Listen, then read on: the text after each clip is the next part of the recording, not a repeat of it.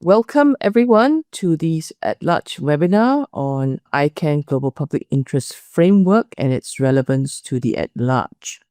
I'm happy to note again that there are quite a few new names and I suppose new faces that are joining us today.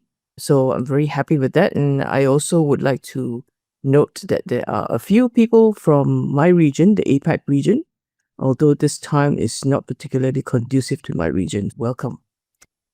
Today, we're going to be talking about the ICANN Global Public Interest Framework.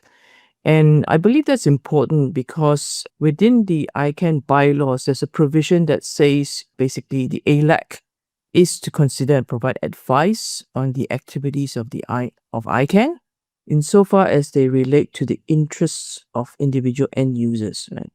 And this includes policies created through ICANN supporting organizations, as well as many other issues for the community input and where community input and advice is appropriate. So in this context, I just wanted to raise the perspective that when we talk about interests of individual and internet end users, we should also be thinking about global public interest, the consideration of global public interest, right?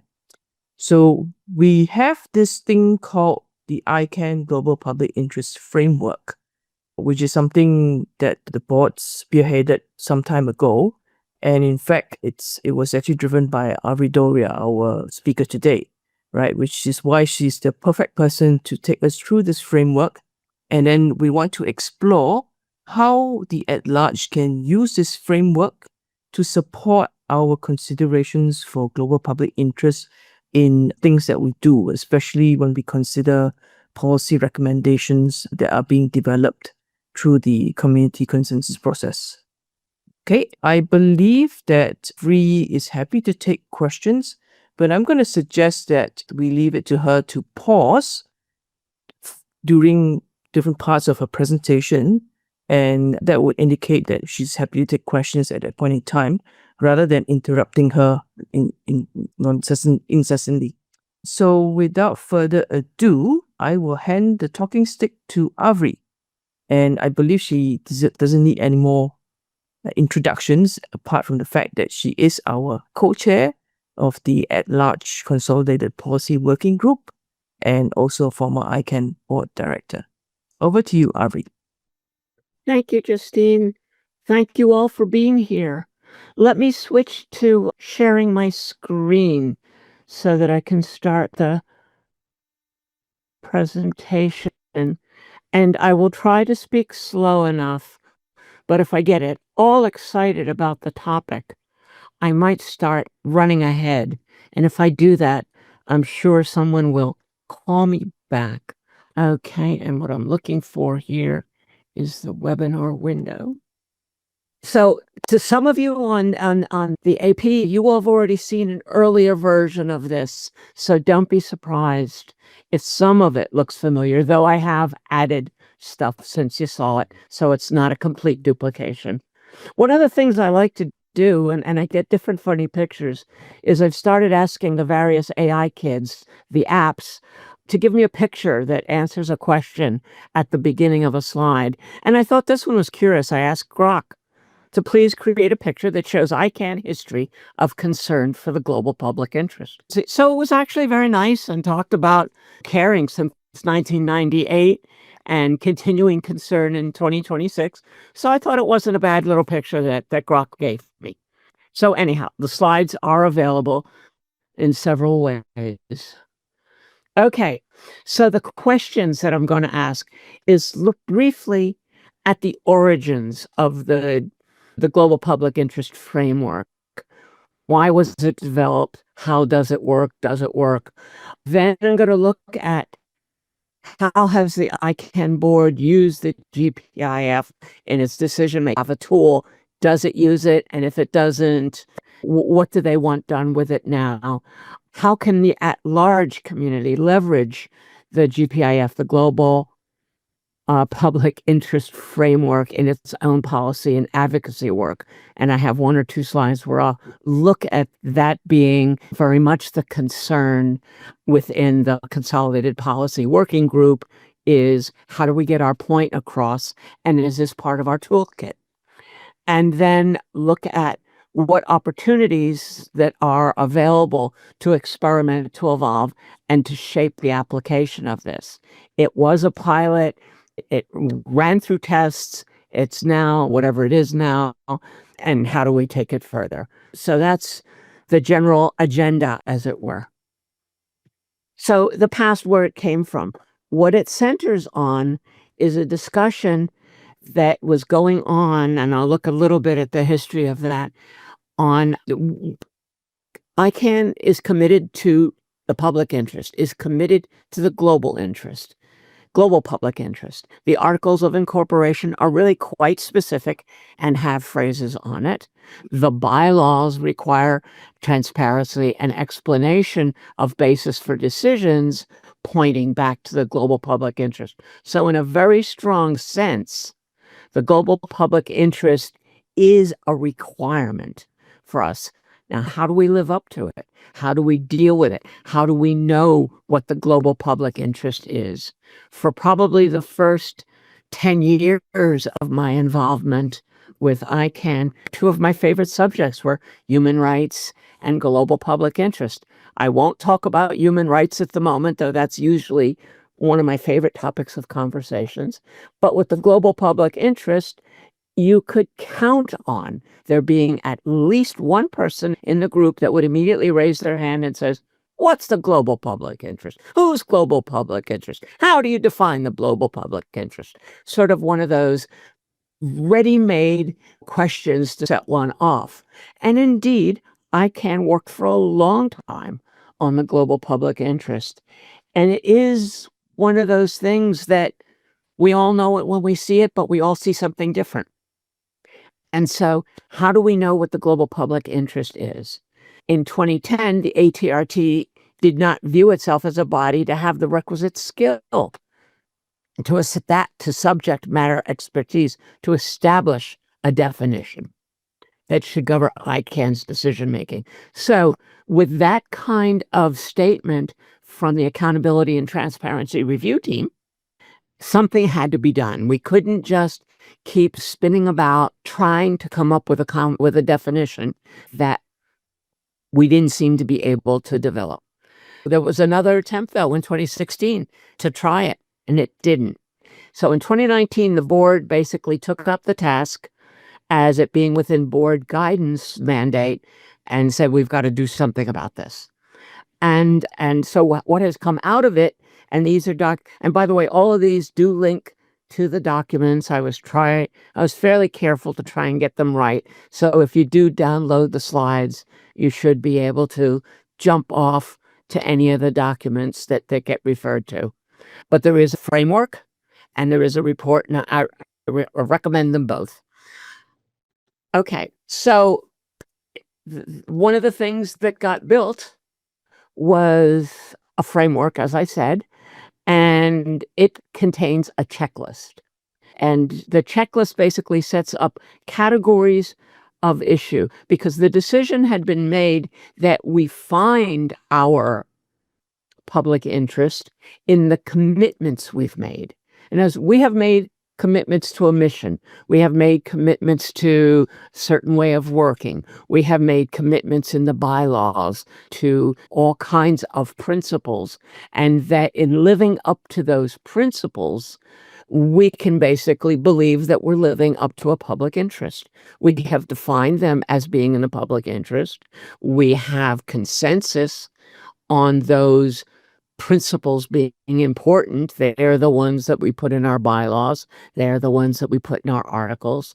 So when you start looking at those, you say, that's all nice, but how do you really use it? How do you operationalize this thing? What can you do with it? And started dividing them into various categories. And ICANN's technical coordination is without a doubt one of the things that we're committed to, that they're part of the interest we serve. ICANN's role in the DNS marketplace is another place where, ICANN's got a very strong commitment, and those of us that participate in it are part of all that. benefit to the internet community. We speak about that often. We speak about resilience when we're looking at various issues, whether it's in at-large or in some of the business sectors. We're looking at the internet community. We're looking at users. We're looking at, are these people being well treated by the network that we're helping to provide a substructure for? Or is there something we should be doing? Is there something we should fix? Is there something broken? Is this being a benefit to the internet community? And if we're not being a benefit, what should we be doing about it? Our global multi-stakeholder community and the policy development process, that's very strong at the articles, that we must have a bottom-up way of doing that.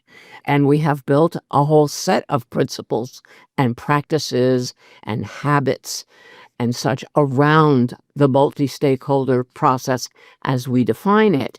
And we have a whole development process that is defined in a multi-stakeholder. So again, that sets up part of the categories of issues that we need to concern ourselves with when we say we are serving a public interest. Then there's ICANN's priorities and practices, and then our operations. And these are the categories that, going through the bylaw, going through the articles, going through this and working with some members of staff. I see Urgis, who was instrumental in making this happen, is actually sitting here listening to it. I'll be nervous about getting it right. But anyway, then within each of those categories, we had considerations that you would look at. And let me leave the presentation for a second to go to the checklist itself, just so you can see it in something that is more expanded than that. So the checklist really does give you something to look at. For each one of the things, is it a positive impact? Is it a negative impact? It's not relevant. For each one of these categories, we have a bunch of public interest categories: stability, security, openness, resilient, interoperable. Perhaps different sets of them are used for each of the categories. And then within the checklist, you have, will it preserve and enhance the administration of the DNS and the operational stability, etc. Notice each one of these bylaws considerations is with a quote. And as it's will it, and then there's a quote. And then there's a reference. So it's not just hand wave that the bylaws tells us to care about this. It's looking at the specific lines. It's looking at the specific commitments. I said it's the mission, it's commitments, it's core values, and you can see that all there. So I couldn't put that in one slide, but I wanted to escape to this document. The URL is there to basically show you the degree of specificity, and then this goes on. And then, so this is a really good tool if you want to look at something and say, is that, there's a tool here. And I think it's a good tool, whether it serves all purposes or that. But at least it gives you something concrete to look at that showed, yes, you did look at these considerations that are within the categories, within public interest categories. So the mapping of ICANN and public interest categories, and then the anchor, which is one of our basic documents within the mission, core values, and commitments. Let me go back to the presentation. When I was looking at doing this and wanted to show that, I realized that there was no way I could put it in a single little table. But here, to go just as a quick reference, you've got the URLs for the checklist and the framework, categories, the considerations, and the potential plus, minus, or not applicable.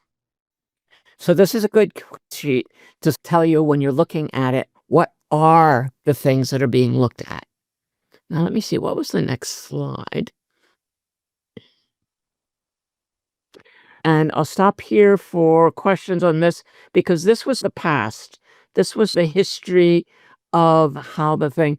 I could spend hours, by the way, talking through the categories and the considerations, and some of the history is really quite interesting, and I really did gloss over it. But I only have a short time to talk, relatively. So, are there any questions, or should I move on? I don't see any questions in chat. I don't see any hands, but I just wanted to make the reference that the GPI framework checklist that Avri showed earlier is available on the Agenda Wiki, so you can actually grab it from the Agenda Wiki. Yeah, thanks. Having I think taken there's your like 3 or 4 ways they can grab it. Right. Yeah, sure. So after having your sip of water, oh, I see Eduardo has his hand up. Eduardo, please go ahead. Yes, I'm hearing what you're talking about public framework and things like that. When we sit and work on a comment, for example, in the CPWG, how do we? I don't remember. I participated in a couple of them, but we never look at this checklist. And how do we know we're doing it the right way? Thank you. I stay away from right ways and wrong ways because I have no idea. But no, it's something that I'm going to talk about us doing. We have not been doing this. We have been not using it. And that's exactly one of the places that hopefully we can think about once I get to the end of the presentation. So thanks for presaging it. And I'm going to drive towards an answer and come back to me at the end, letting me know whether I got even close to answering you. Okay. Moving on to the next slide. So, still in the past here, what the board decided is after we came up with this, when I forget, was 1 or 2 years. I think it was a 1-year project that took it was a 1-year board project that, as normal, took me 2 years but working with Ergus and working with a lot of the other folks on the staff, we eventually came up with the framework. And then the idea was to test it. And it was tested in 2 pilots. One of them was the SAD, and one of those is the SubPro. And there was quite a good analysis. This was done by Ergus and crowd to analyze whether it was useful. This was not done by the community, but done by the staff to see whether is now one of the things about both of these tests is they were after the fact. There was all the work had been done, and it was basically a post-analysis. And a post-analysis was useful. I think the post-analysis showed that the categories and the analysis tools could indeed be useful, but there was this notion of it could be a lot more useful if it was done throughout the process, if this was used progressively while the policies were being developed. And so that was one of the comments.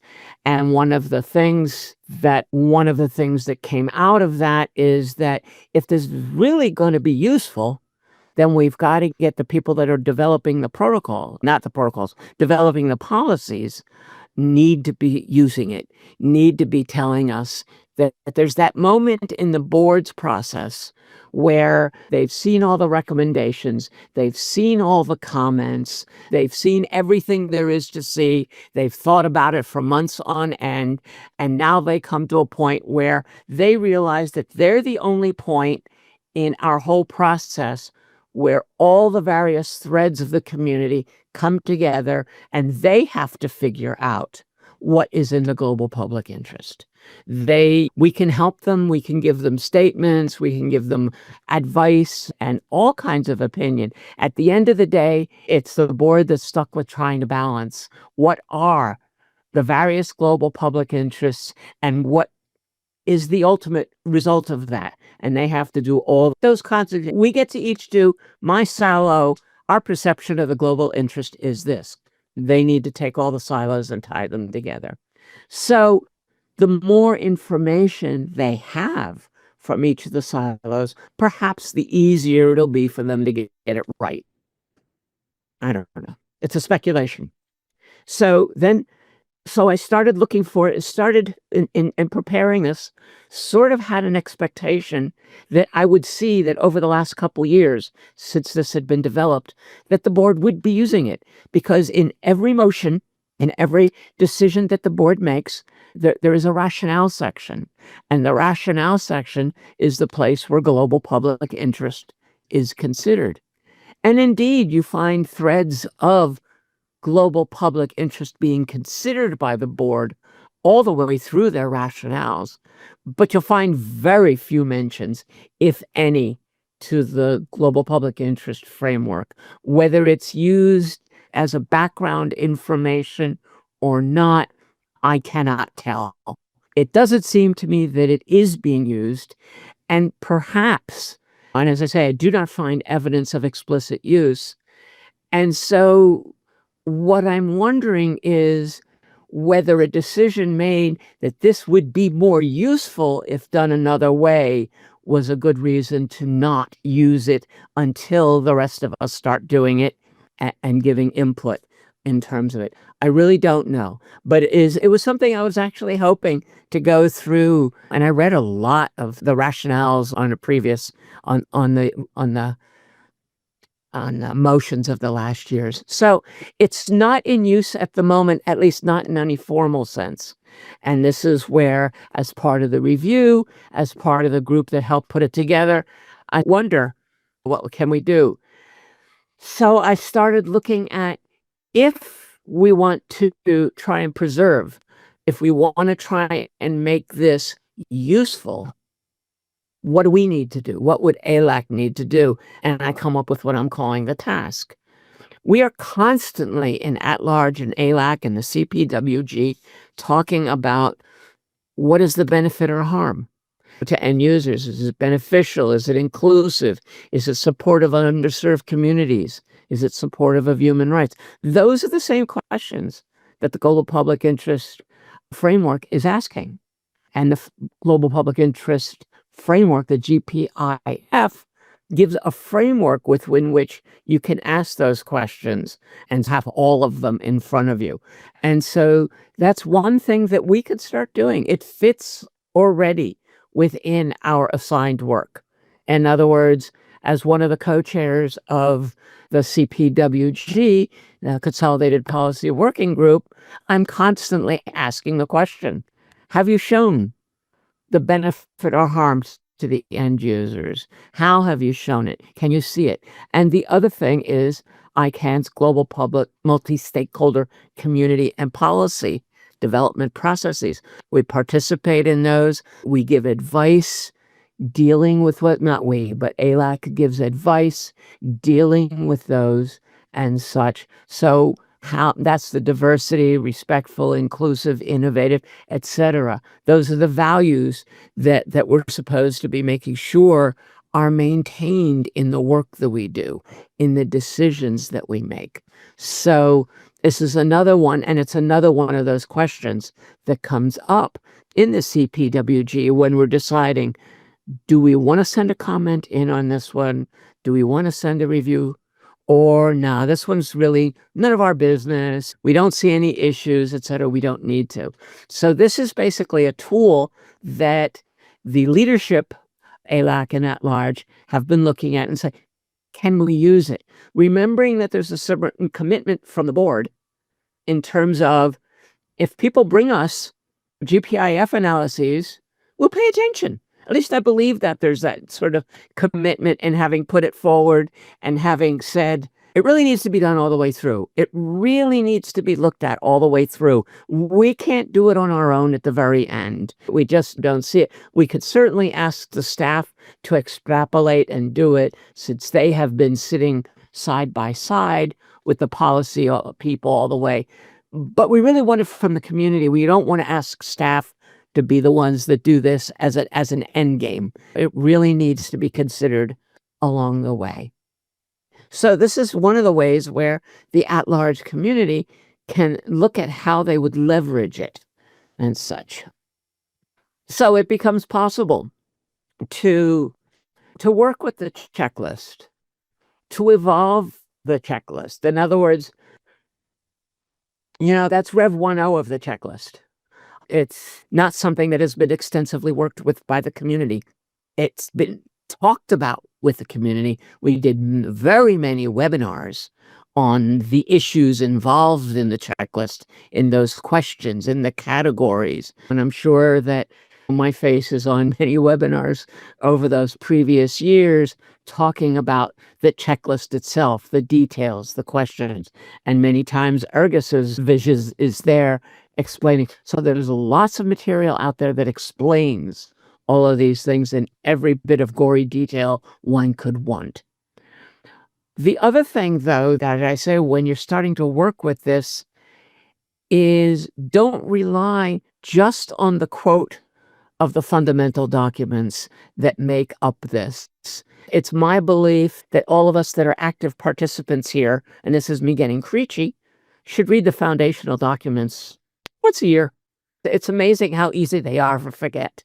The details. Now, there are some people here that have the kind of memories where you ask them for a specific paragraph number, they could probably give it to you on the spot.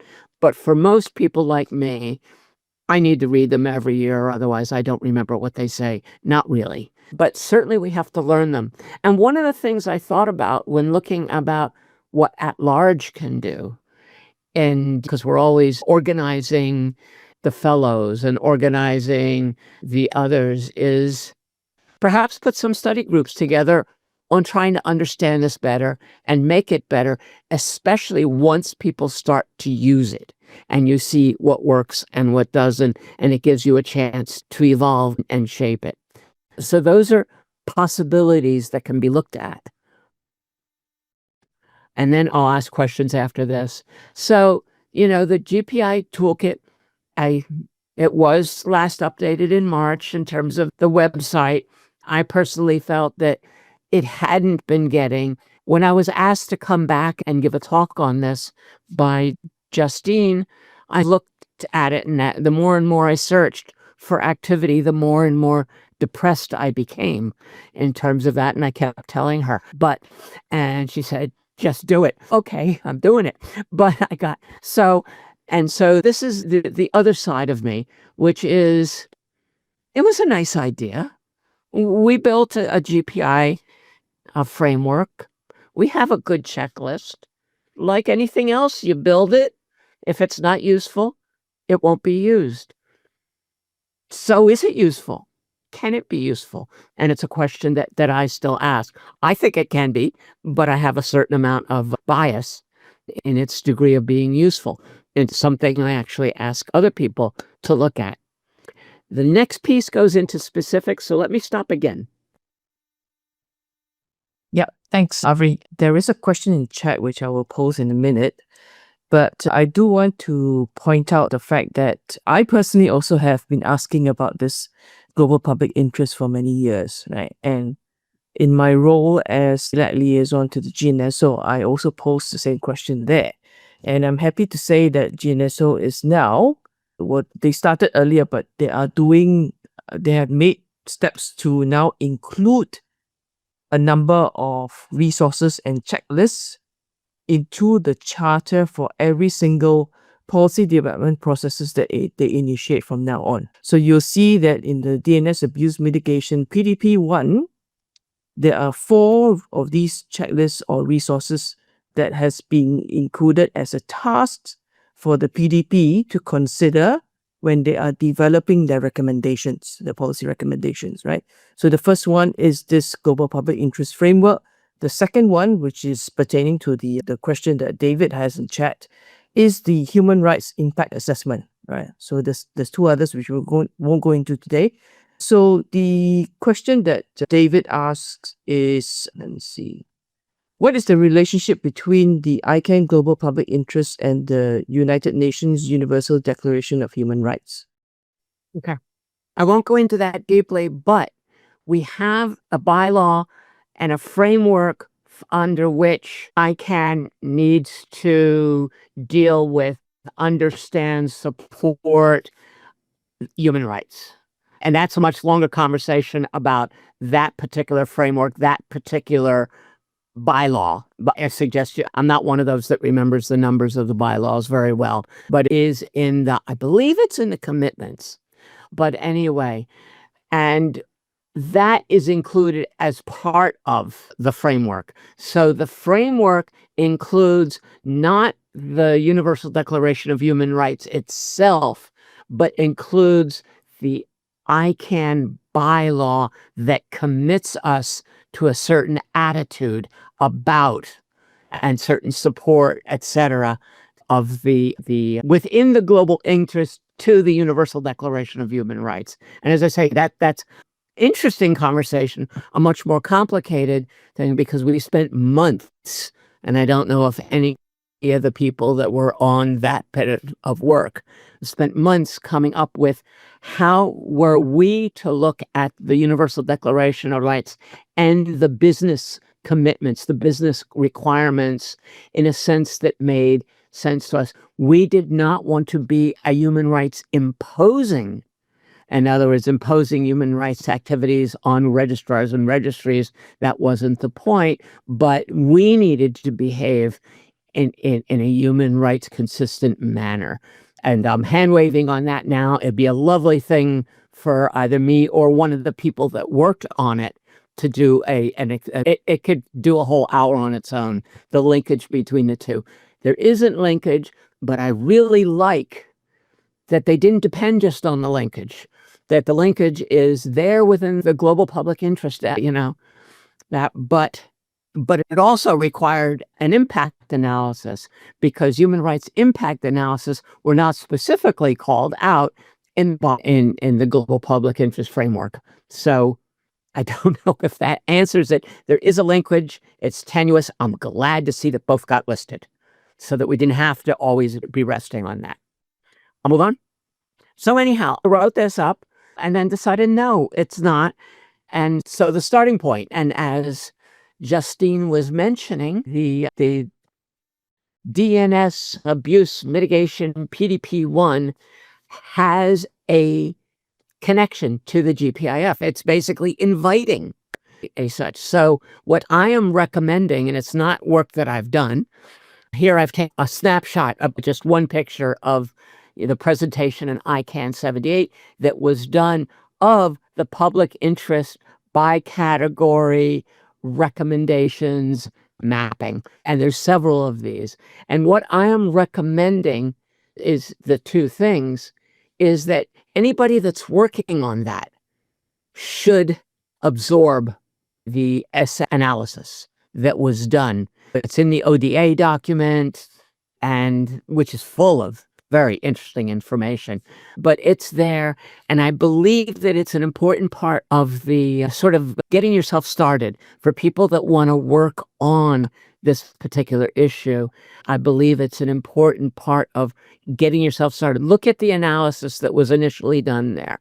How were the categories and considerations used in coming up with the relevant recommendations? Seeing the points about why an end state analysis is not really adequate. Useful though it may be, it's not as adequate as ongoing analysis. A lot of you participate in a CPWG's review, public comment reviews, and that's one time. That's still an end state though. We also, though, get very fine updates from most of our liaisons to the working groups on a weekly or monthly basis. It varies on how much work is being done on the PDP, but we get to be involved. Our liaisons are certainly involved, and hopefully they'll be able to keep parts of the GPIF in mind as they're listening, as they're participating. But it's also a useful construct for them to organize their reports to the CPWG if they wish. And it's certainly a good thing for us to track as we move along and move towards the public comment on that. As I said, as a starting point, go to the ESET ODA, go to Appendix 2. It's only about 10 pages, I believe, and read through that and see how the analysis is done. You could do it for the other one too. This is the one that counts. And then there from the charter, this is what Justine mentioned.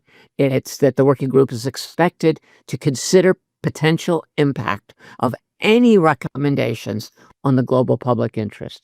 In order to facilitate this analysis, the working group may wish to consult this checklist and may also, and that's the one that they include, and may also benefit from consulting the GPI Toolkit wiki page, which includes full checklist there. And that's sort of part of my first recommendation of how we start bringing it in as we move along. In this case, there's been a specific request, and it's therefore a very interesting one to make sure that we honor and that we're ready to deal with and such. I had something else in here. Gee, it's almost like I lost a slide or two. The other thing I was going to mention, and I don't see the slide for it at the moment, not quite sure what I did, but anyhow, was that we should be following all of the PDPs.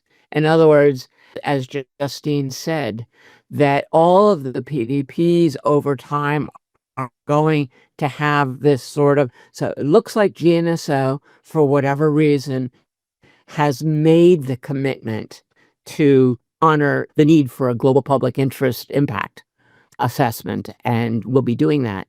That basically gives At-Large and ALAC an opportunity to participate in that global public interest determination, come at it from our different perspectives. We have several different, GNSO has several, and bring them in. It is a real opportunity to also make sure that when the board is faced with making a decision, it's impossible for them to say, they didn't know what we thought the global public interest was, or are the users involved in this? What public interest do the users have?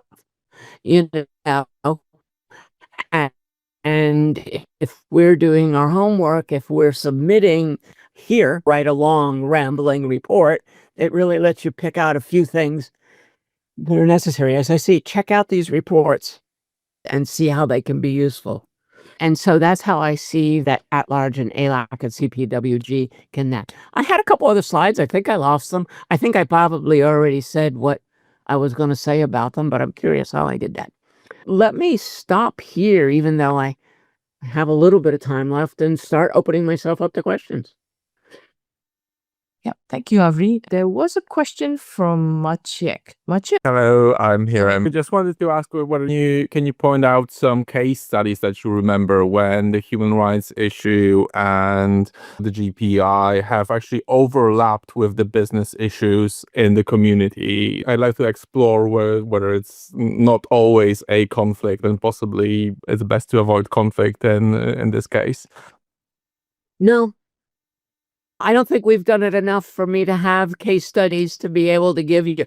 I think it'd be a great thing to see collected. We have not, we've got NCSG that does some human rights impact analysis, and that's just starting, and I love seeing it, and they're working very hard, and unfortunately it moves somewhat slowly to gain acceptance for full-scale human rights impact assessment.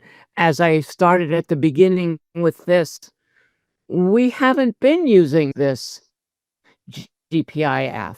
So we've got now, we're seeing very good work out on ISPCP and others on sort of the implications of various policy threads on their particular populations, on their particular demographics, on their issues, and that working gets better and better all the time.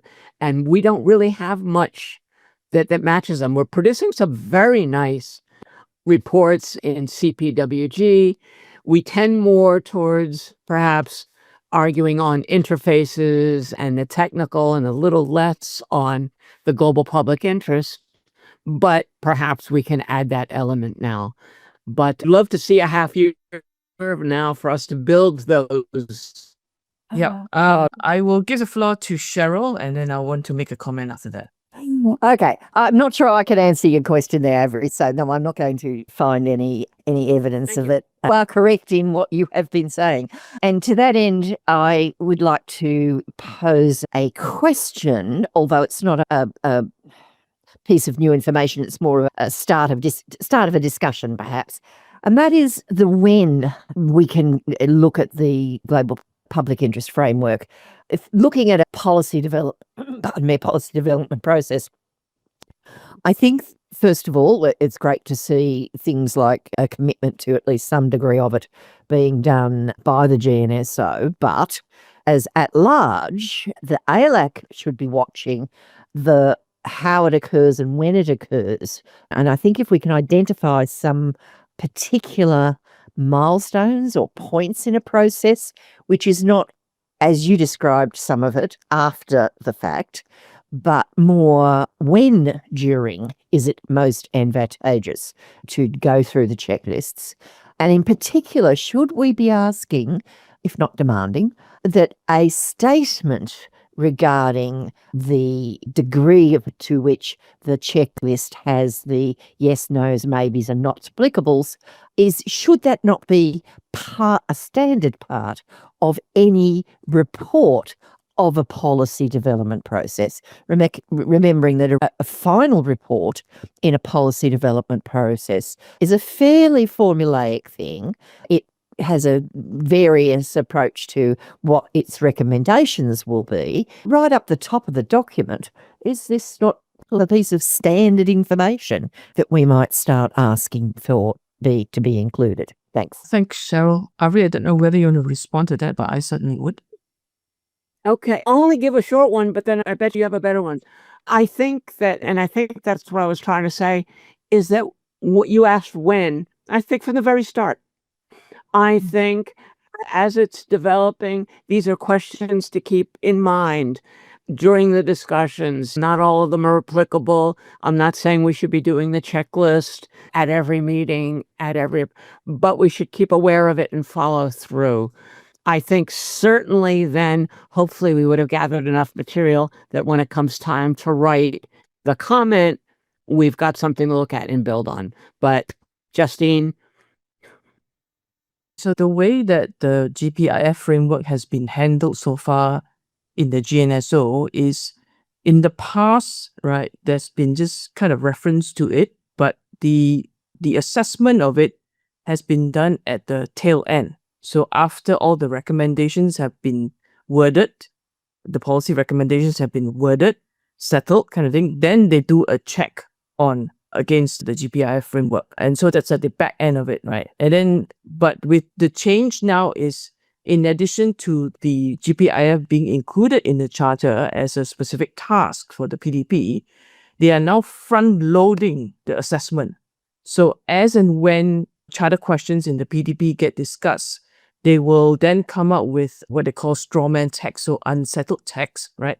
But then they will also find the time to maybe do a batch of, say, 3 or 4 or 5 recommendations, then apply the GPIF as they go along. So it's not applied at the end where all the recommendations are settled.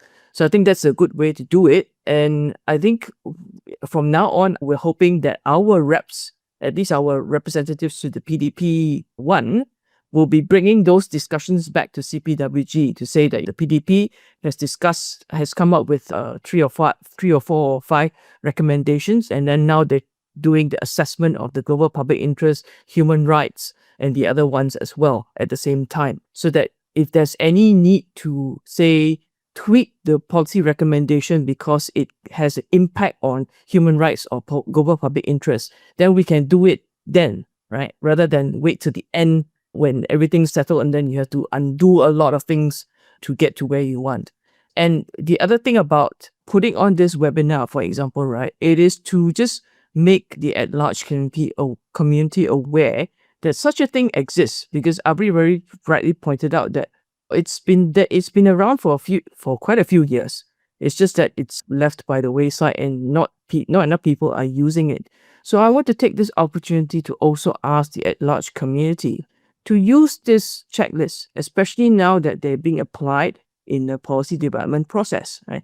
And by doing it and by learning about it and by actually applying it and road testing it, stress testing it, we can figure out whether it actually works properly or whether it needs to be evolved over time. And these are the kind of conversations that I would love to see at large have with other parts of the community.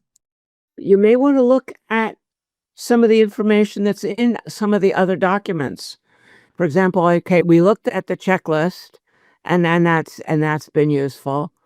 There's the framework document. It's a very short document. It's the framework. It's one of the ones up there. No, that's just giving you the ODA. That's the checklist. Yes, that one.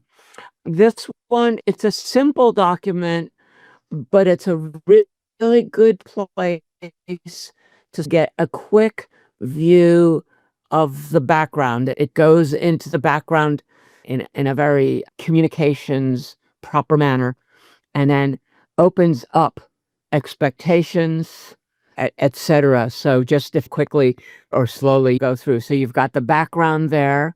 Then next you've got for each of these. So it gives you how to use it. It tries to be very specific about what the framework is and what it isn't. And it, for example, one of the things we were always very careful about, it's not meant to replace the process. It's meant to be a tool used with the process. And as a tool, and take a look at it, each of them, and it gives you things to think about. So if you don't know how to think about it, this document gives you, here's the proposed framework, and it goes into details. So I would, and it's got pretty pictures. We will share all these resources on the agenda wiki. Right, they're on the agenda and they're referred to several times in the slides. And you have Yes, Jonathan. Yes. Jonathan, go ahead, please. Thanks. I'm still noodling Cheryl's question a little bit in that if this process is one that's going to be with a little bit more regularity followed by PDP working groups, and those are in fact the majority of contexts in which we would be using it, it seems like fairly early in the process, whoever we have volunteering for that particular PDP would be in a position to come back and discuss working groups discussion of this so that there's something to react to. Like, it seems unusual that we will be starting from scratch with some brand new thing that we've dreamed up to say, hey, how does this fit the global public interest? Instead, we can look at the analysis that's being done by the working group and kind of react to the logic that's there. That may be the way that to ease into this. We don't need to stare at the big blank page, about this. It's something that fairly early in the process should be available to us in somewhat semi-digested form, if you will, and give us something to react to, which I think everybody has an easier time with than starting from scratch. But a lot more optimistic than I am in terms of thinking that the GNSO is going to be giving you a basis upon which to work. They may. Perhaps I'm slightly more subversive in the way I look at it. And the person that writes the first draft and the right idea is often the one that gets the direction in which it'll go. And as members of those working groups, and as there's a duality in our participation, there's your membership in At-Large, ALAC, and the reporting you do to CPWG in one part. And then there's you as a member of the working group. And if the working group is not tackling this on their own, then using the CPWG and other folks within At-Large to develop a basic that you can feed into the working group is another way to not have a blank page. I admit everybody goes blank with a blank page, and there are very few people that are good at blank page, just throwing something on the paper, blank page, and being ready for people to tear it apart, but it's a place to start. But don't count on the GNSO to give it to you in a timely manner. Maybe they will, especially if you've got people that are trained to doing this on the working group. Yeah, thanks, Avri. So I would concur with what you just said, right? I think it's a two-way situation, right? We can rely, obviously, on our representatives to the PDPs to bring back the conversation to CPWG, and I would certainly expect that would happen, right? But at the same time, I think we also have a responsibility to educate ourselves about the fact that there is this framework, the fact that it's available for us to use, and we should use it, we should apply it. And the only way to apply it is to know it, right? And therefore, we could also be a resource to our reps to the PDP by pointing out things, by suggesting things, why certain things are like this, why certain things are like that, why isn't it like this, why isn't it like that? And they can bring back our opinions back to the PDP as well. And as Avri says, if the discussion is not thorough there, then our reps could take the responsibility for making it a bit forceful that certain things should be done in a certain way and input should be taken in a certain way. If you want to supplement your comment, you're more than welcome to, Jonathan. Yeah, I don't know that my thoughts on this are coherent exactly, right? I'm trying to process how we integrate this into the work that we do. And it felt like splitting the process into bullets and drafts was a pretty high overhead transition for us. And to the extent to which there's anything to react to, allowing incremental participation and usage of this.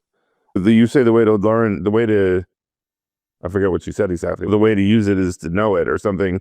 I feel like the way to know it is to use it probably. And so to the extent to which there's any conversation that's taking place and we have something to react to, I think there's some value there, even if it's not fully fleshed out. But part of our process with our volunteers is to try and establish our positions up front and set up straw men for our volunteers to take with them into the working group. And we can try to build it into that phase of our work as well, where we're basically just analyzing the issue report and trying to go from there to at least come up with some skeleton of thoughts on global public interest. Yeah, sure. I'm not entirely sure that we'll get it right the first time. So I think it's going to be a trial and error and learn from the process. But I think we do need to make a start. We should make a start somewhere. And I'm just suggesting that the more people are aware and are familiar with the global public framework, global public interest framework, then the better resource we are as a community.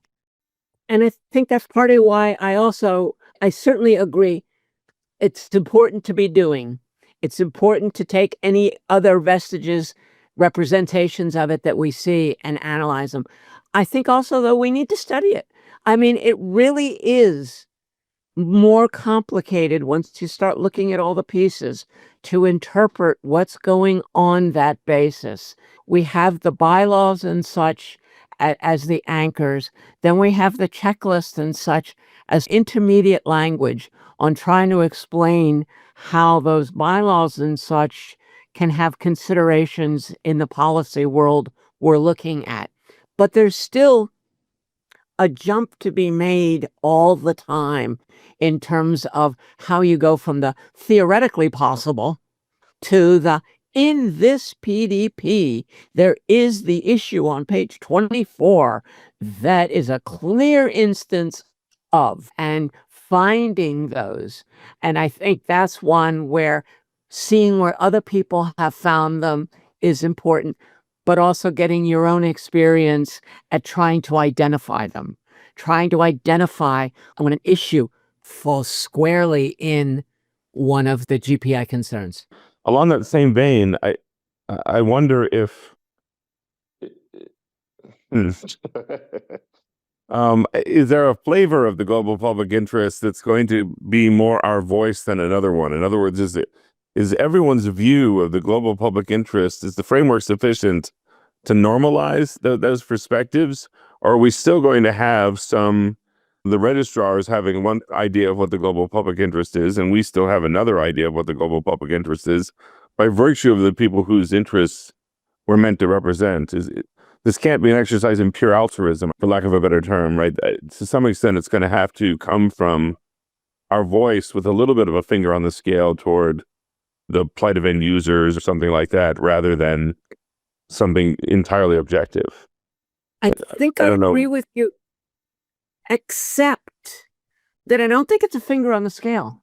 I think that as you read these things, your perspective colors your understanding. You don't have to put your finger on the scale.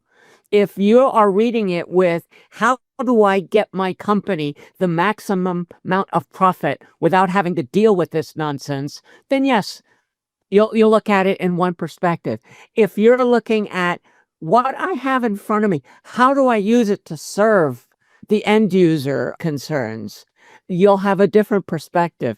It's pejorative to say putting your finger on the scale.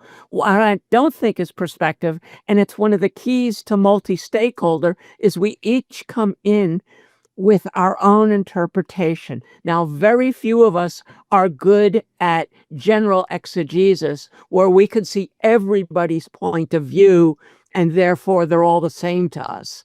By and large, most of us predominantly see our point of view. Most of us are here because we care about the end users.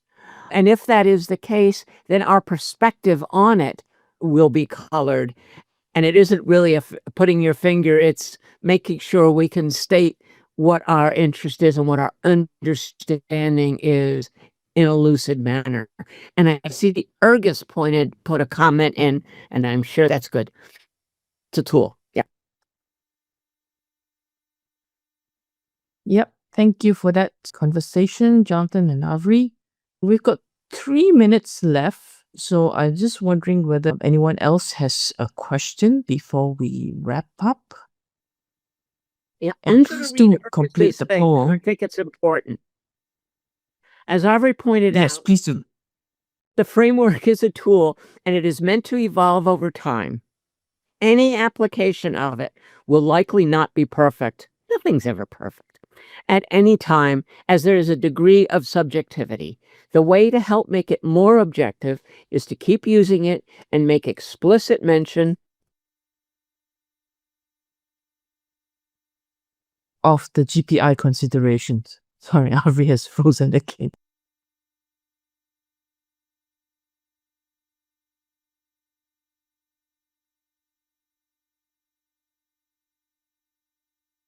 Avri, Avri, you froze and you dropped off for a little bit, so I finished the sentence, and now I'm going to give the floor to Alberto to ask his question.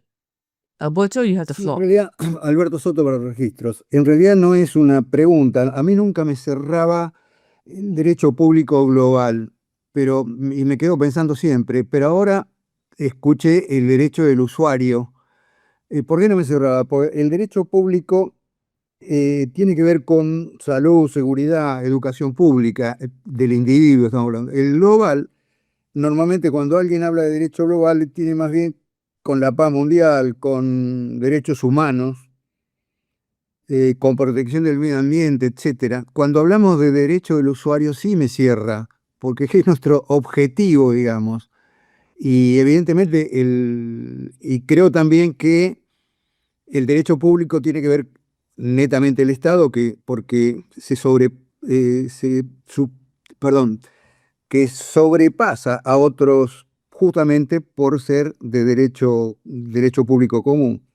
Y en este caso yo creo que deberíamos trabajar un poco más sobre este tema con el GAC, para hacer determinadas coordinaciones. Gracias. always good to coordinate with the GAC. If we can. We It's a try. two-way street, right? Yeah, we try. Sometimes it doesn't quite happen that way.